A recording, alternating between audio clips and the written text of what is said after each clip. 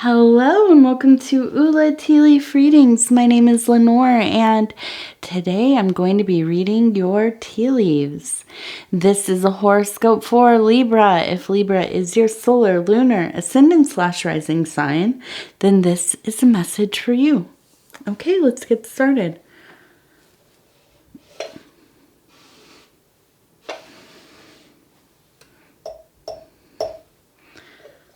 Okay.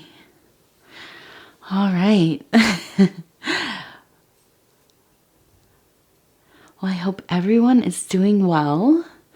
I'm just going to take a look at this as I say hello.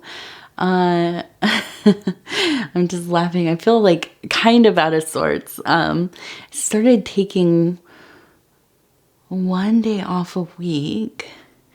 And so this is my day back after a day off from doing readings. And like it's nice to have that little break, but then I feel like a little scattered right off the bat, but then get into it. Okay. I think the other thing is that it was like 90 degrees, and that's Fahrenheit, just the other day, and then today it snowed. Very cold. It was below 30. So just kind of going back and forth. Okay, let's see.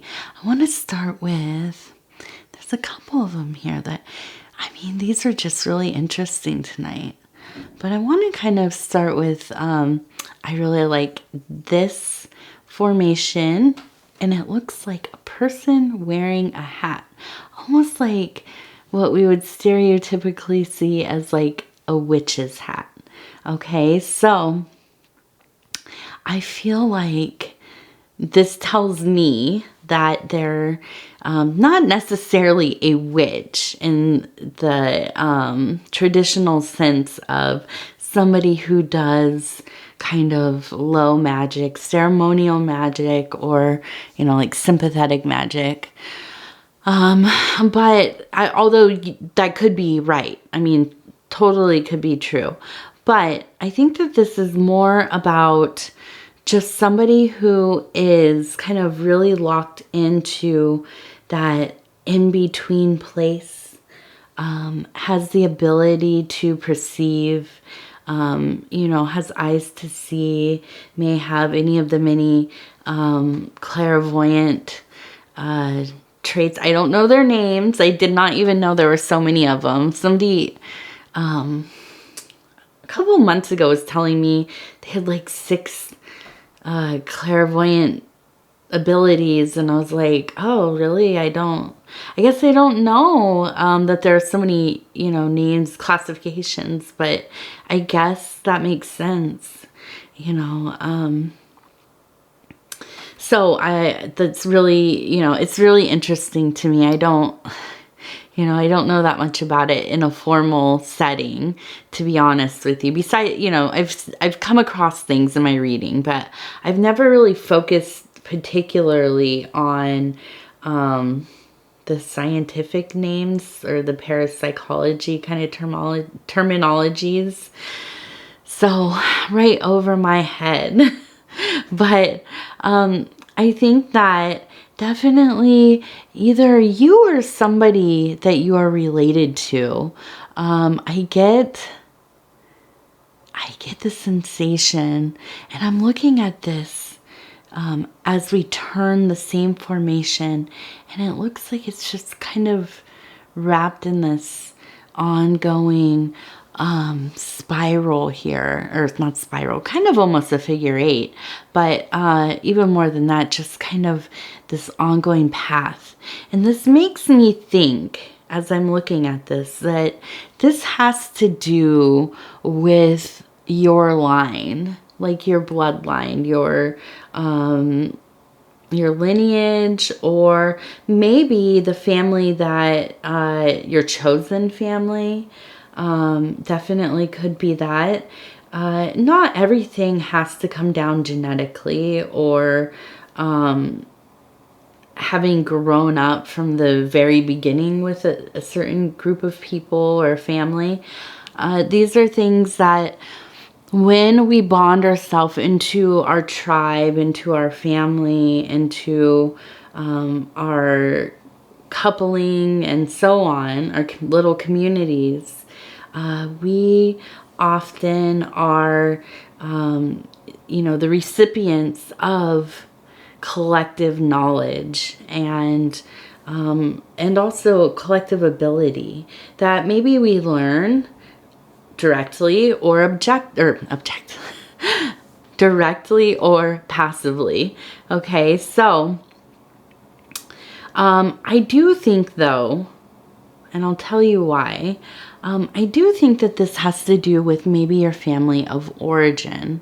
Okay, and partially because the card that we have tonight is from the Thoth deck, and this is the Aeon card. Okay, and this is the card of, in my mind, it's like the eternity, from the beginning to the end and back again. And one of my favorites, because I have such an affinity for Nuit, and and let me put this down here, and you can see her kind of just wrapped around here, and we have, how do you say his name? I always forget. Hippocrates. I always used to call him Harpocrates. My husband's like, that's not how you say that. But it's the child that's holding the finger to the lips, the quiet. And it's like the younger version of Horus. Okay. And then we have, you can see the solar disk. Okay. And the beings in fetal positions, yet to be born and so on. So we have this beautiful, complete kind of picture of this kind of path from Alpha to Omega, right? And in this vision, and I should mention this card, in some other tarot decks, this would be the Judgment card. Okay, so this is about choice, of course, but for me, it's also very much about the cycles of time. Okay, the cycles of generations, information, knowledge, wisdom that is carried through each person in the chain. Okay, and again, this could be through blood relation, or this could be through communal, collective communication or information, wisdom, knowledge passed down through communities, through relationships, things like oral traditions, mysteries, initiation, degrees and systems, and also just the things that we learn from each other, how to live, how to do, mundane tasks. All these things are in this card, right? So let me put this down. I think that what we're going to be really kind of looking at here is somebody, and it seems to me that this is probably related to you, somebody who has access to some of that genetic memory, okay, some of that collective memory, some of the teachings and understandings that have been given to you, passed down to you, probably some directly and some passively. And I think that there's also a sense of coming into a place in your life where you are very interested in your self-mythology. So the story of your own life, the story of your parents' lives, the story of their parents' lives, right? So going further down into your ancestry. And I think that this definitely could be an interest in your, family tree, the stories that are attached to each little branch of your family tree, how your family got to where they are, and so on. And I think, this is something that a lot of us at some point in our lives, if not more than one time, definitely get into a place where we want to know more about where we come from. What were the circumstances? What kind of people are we related to, right? And I think that, it's important. And I want to also say never more than now do we have access to information, documents. There are whole businesses and websites and things that this is exactly what you use them for, right? So I think a lot of people do get interested in these things. So it makes sense, right? But also because, I think it's just you get to an age or you've been through some of your life ordeals and you start to really think about where parts of yourself maybe came from, where some of your ideas about the world came from, your beliefs, the things, you were taught, the superstitions that we adopt, all kinds of little things that you just can't even believe how many of them we go about our whole lives and don't know any different, right? And so let's see. I want to look a little. Oops. And I also see this eye right here. Okay. And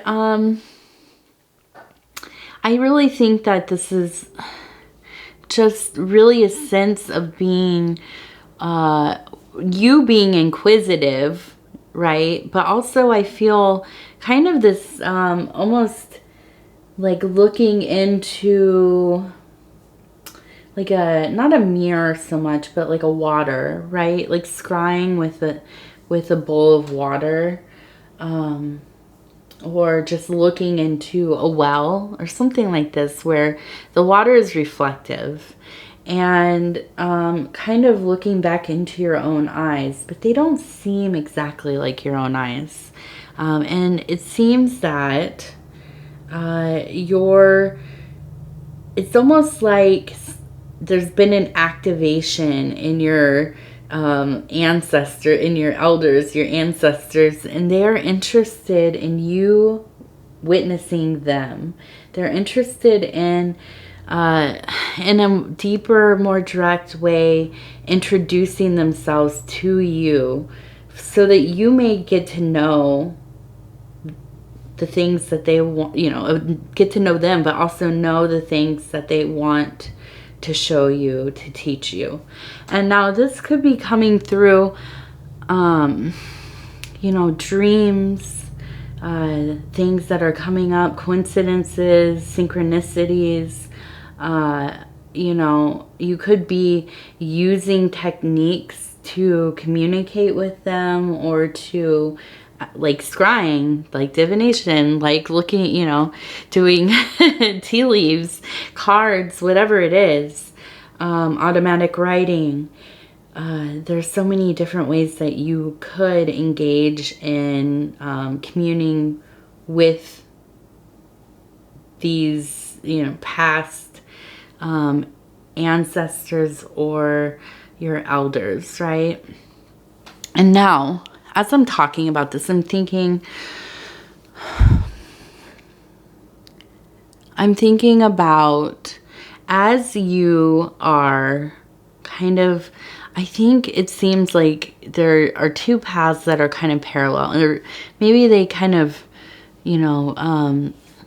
cross over into each other at places. But this is kind of more of the physical realm, gathering of information. So this would be like the genealogy, genetic tests and DNA tests, and doing the ancestry trees and this kind of thing. Even talking to people in your family who have stories or documents, pictures, artifacts. And then the other part is doing that kind of interior work, or communing with loved ones, ancestors, through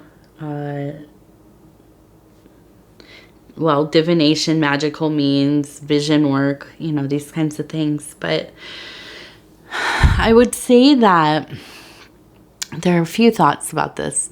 As you kind of unlock some of the stories, some of the facts about your family, or their experience, when we start to find out things about people from the past, I'm trying to think of how to say this. And I myself have had this experience. So I want to be, as always, I want to be delicate about how I talk about these things. But sometimes we can find out things that are difficult to understand, things that are hurtful, things that, you know, in the context of right now, maybe we wouldn't be so proud of.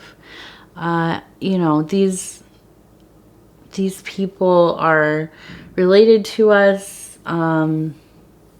They're, you know, I mean, I believe anyways that their memories are kind of encoded into us to some degree, but also even more than that, just because often, you know, we're raised by our families. So the conditioning that happens in the environment of being raised by family, generation after generation, we kind of have, you know, little quirks and maybe mannerisms and kind of thoughts, that beliefs, understandings of the world that kind of get passed down. So, you know, I just always think for anybody who is kind of, and excuse me, looking into these kind of things more deeply, is just to really kind of, I think that you need to do some grounding and prepare yourself. If in fact, hopefully not, you know, though, but if in fact you find something that is difficult for you, to not internalize that as much as you can, you know, and also try to remain empathetic, because, you know, we can't always understand the context of the times and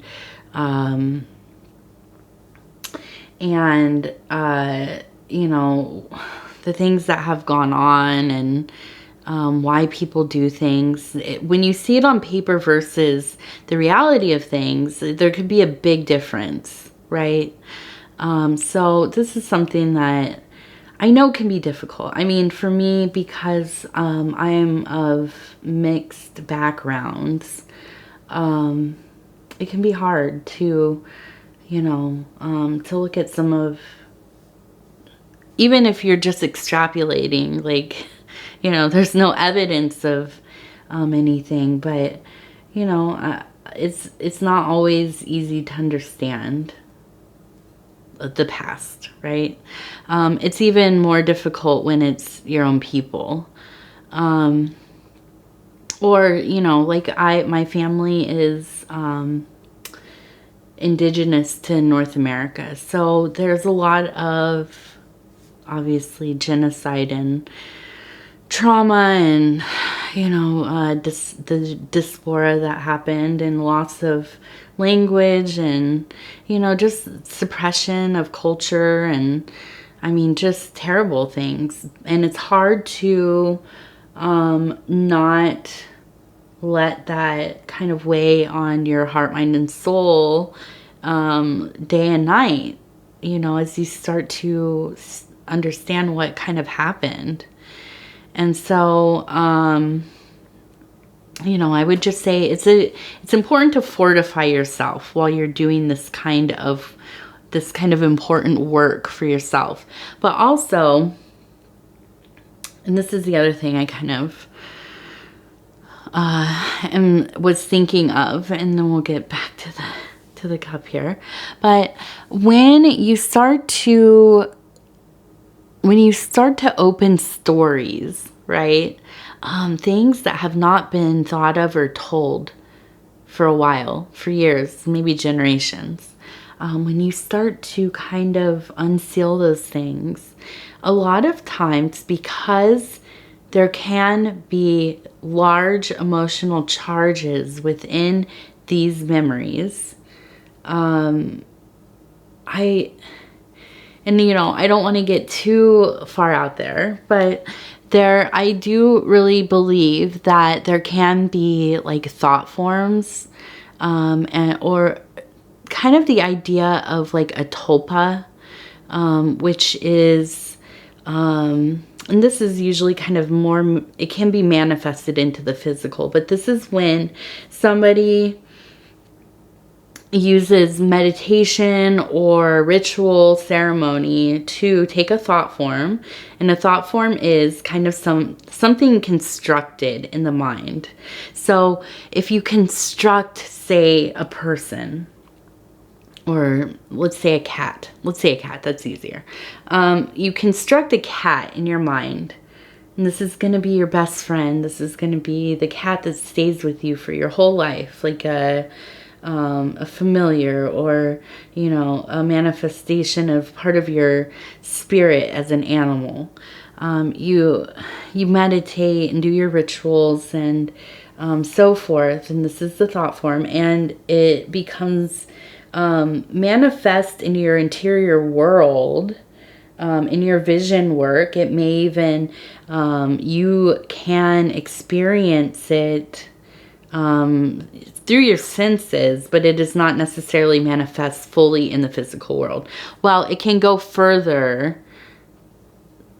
In literature, it says this. I've never done it or experienced it that I know of, but it can go further to become fully manifested into the physical. And I don't know what the methods are to achieve that, but you know, sometimes it's like they use like groups of people to manifest thought forms like this, or, you know, I mean, just like mass rituals or whatever. So, not exactly what I'm talking about, but kind of. So when there are events that happen in life, right, and it could be tragic, it could be great, abundant love, it could be, you know, very powerful, intense moment, emotionally, physically, so on. And you might be familiar with like the idea of imprints, and that's not exactly, but within these moments can be kind of something that is maybe intelligent in itself, on its own, but maybe it's not. Maybe it's tied to that situation. It may appear as having its own intelligence and being sentient. I don't know if they are. Maybe some are, I don't know. But they get locked into these moments, right? And as time passes and the centuries roll on, or the decades or whatever, and everybody who is part of this situation has passed on, it's not thought of. There's no power really lended to it directly, but these things can be unsealed when you start to excavate old happenings, right? And you open them, and you must be mindful that these overwhelming energies, emotions, things that will, the vibrational frequencies and these kinds of things will be unleashed into your life on some level, right? And usually we read something we hear something, we feel very emotional about it, or, you know, it affects you, thinking about it, you carry it with you. And then that memory stays alive because you are alive and you are carrying it through your life. Okay, so I just also want to mention this. I want you to be careful. And, you know, I've talked about in other readings briefly about psychic self-defense and cleansings and, you know, grounding techniques and stuff. Somebody had commented, what, you know, explain what psychic self-defense is. Well, I think that, you know, there are a lot of methods, right? You could use talisman, different kinds of, you know, imagery, sigils, different kinds of rituals, physical things if you protect yourself or your house, or, I mean, even there are things that you can do in the interior spaces or astral spaces, whatever it is that you practice. There's a great book written by Dion Fortune where she goes over a lot of methods. I am not a esoteric or occult teacher. I am a very, very humble and lowly, I would say practitioner, but even more of just a fangirl, I guess.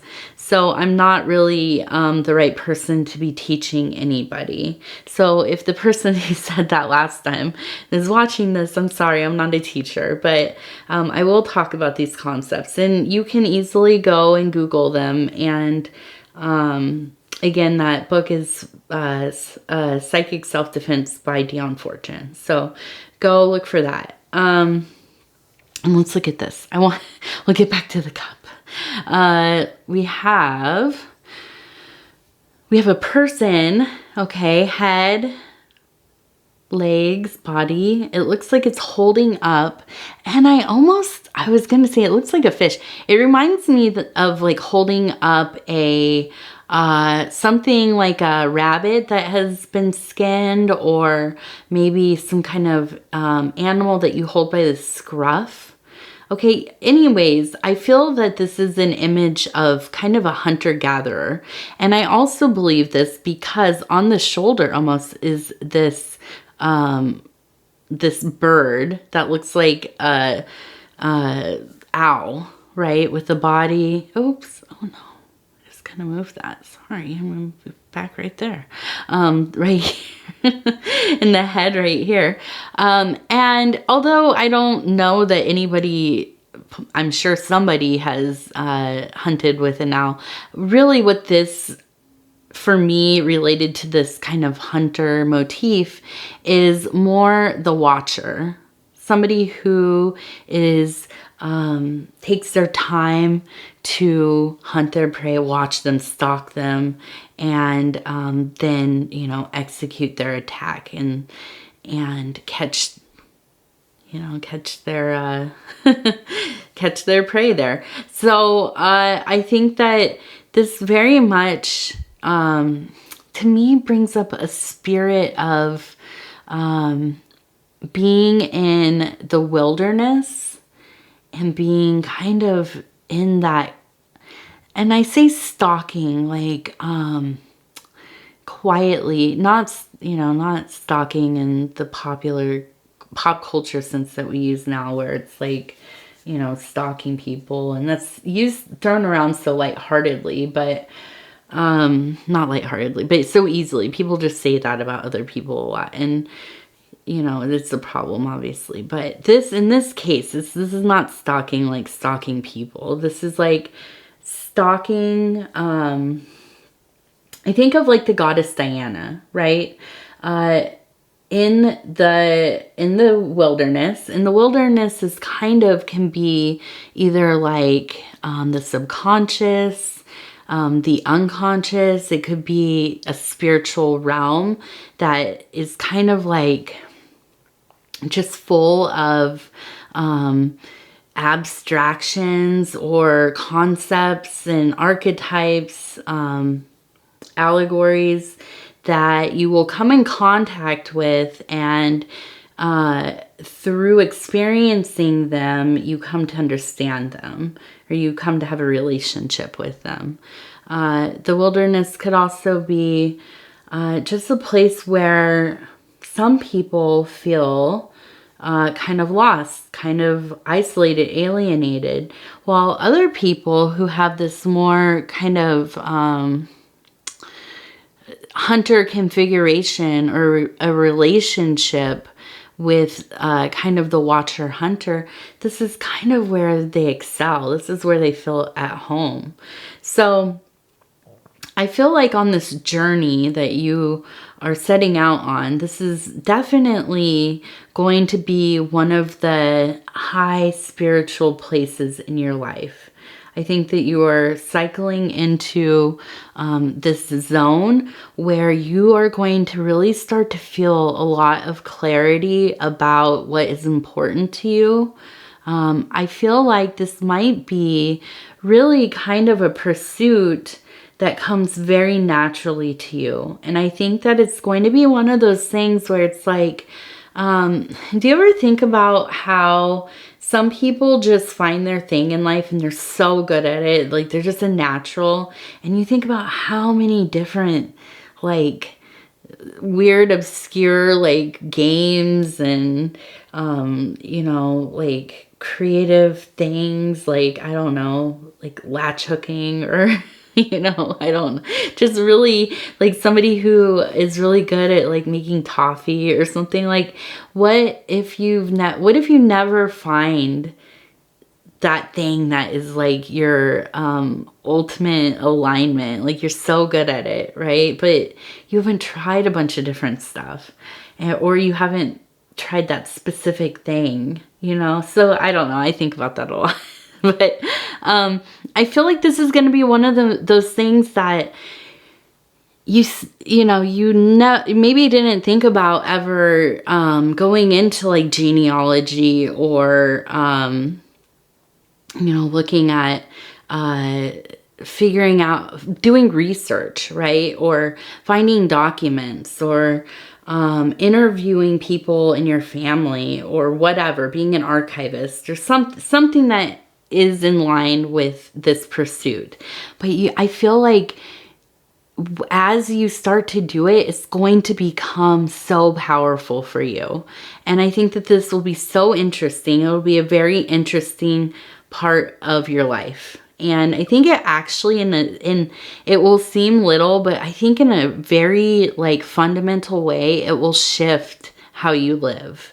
And that could be by things that you find out. It could be that you just really enjoy this process, and you might find other applications for it. Okay.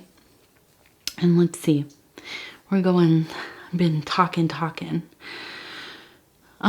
Okay, so we have over here a moth, okay? And then we have, and this is like a real simplified outline, it looks like, of a wolf, okay? And it's sitting, and there's its leg, and there's its head kind of lifted up. They both look like they're going upwards. Now, there is no moon, really, okay? They look like they're both directed in this space. That makes sense to me only because the new moon is, I think, in 2 days. So maybe this is the hidden moon.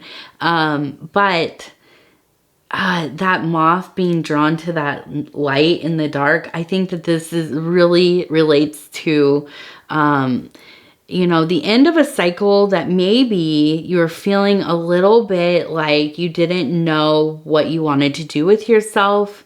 Maybe we're unsure of like what, I don't feel passionate about that much. I don't necessarily feel like there's a lot of meaning to what I'm doing. But I think that this moth going to the light and this definite power symbol of the wolf, it totally tells me that you are being drawn to that light in the dark, and it really is going to illuminate things for you, okay? I just feel very strongly. Also, we have this beautiful little bird here, Okay. And, you know, I think that this is usually, not always, but usually when we have a pretty little songbird like that, it is an indicator that somebody who has passed is thinking of you, is visiting you, is lending you their support. And this would make sense if this was a family member or somebody close to you that is kind of cheering you on as you kind of like start to look at your own story, your, you know, kind of, I think of it as like your self-mythology, which is the story of your life, right? You're elongating that timeline, right? You're finding out more and more, and you're adding more details to it, and there's a larger story that is kind of revealing itself to you. And so I think that you're really getting that support from your loved one. Okay, and let's look at this.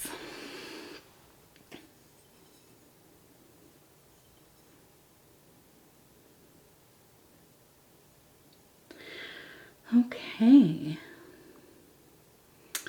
And so, funny, I'm looking at this and it looks like a vacuum to me, like an older vacuum though, because it's so big. But, and I'm seeing the little bird kind of sitting here and it's singing. And I think that really, this is a little bit of a departure from the main reading, but it feels like that you are really getting that kind of either spring or fall if you're in the southern hemisphere.